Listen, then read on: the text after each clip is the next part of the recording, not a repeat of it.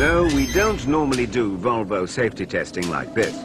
But to illustrate what a crash at town speeds can mean, just imagine sitting in this car without a seatbelt. Go on.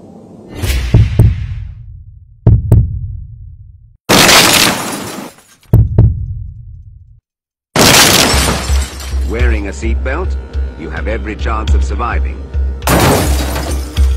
and of not even being seriously injured.